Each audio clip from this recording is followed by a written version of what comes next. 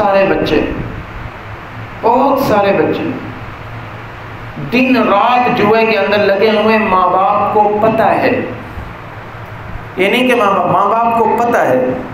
اپنے ماں باپ سے پیسے لیتے ہیں، ان پیسوں کے ساتھ وہ جوا کھیلتے ہیں، پھر پیسے جیت کر اپنے ماں باپ کو بتاتے ہیں کہ ہم نے یہ جیتا، ہم نے اتنے نمبروں پر لگایا،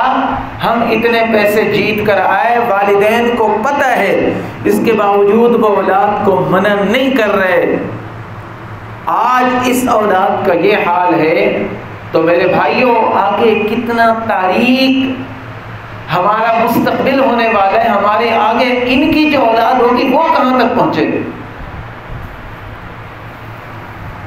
نسلوں کی پرورش کی ذمہ داری سربراہ کے اوپر ہوتی ہے۔ جب تک گھر کا سربراہ اپنے بچوں کو برائی کے بارے میں نہیں بتائے گا، خود برائی کے اندر مبتلا ہوگا یا ان کو برائی سے نہیں روکے گا، تب تک ہمارے معاشرے میں سدھار نہیں آ سکتا ہے۔ یہ بہت بڑی ذمہ داری ہے گھر کے جو سربراہ ہیں، والدہ ہے، والد ہے، چچا ہے، تایا ہے، جن کی مانی جاتی ہے، جن کی عزت کی جاتی ہے، دادا ہے، ان کی مانی جاتی ہے، لیکن بچے گناہوں کے اندر مبتلا ہیں،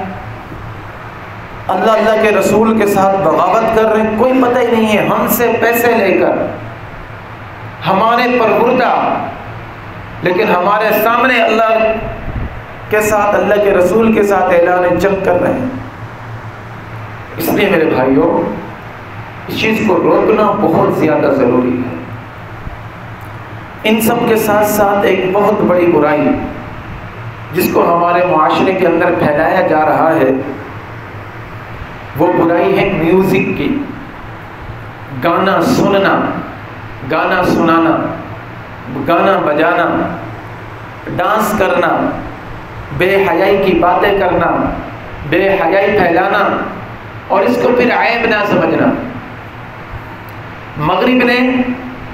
ہمیں ہمارے ہاتھ میں یہ موبائل دے دیا، ٹھیک ہے، اس کے اندر بہت سے اچھے کام ہیں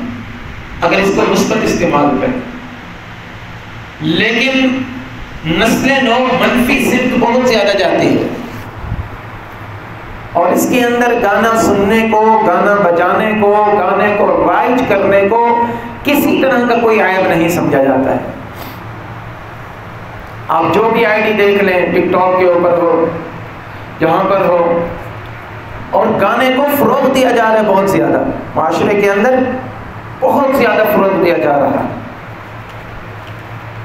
چھوٹی چھوٹی بچیاں آ کر نیٹ کے اوپر ناچتی ہیں،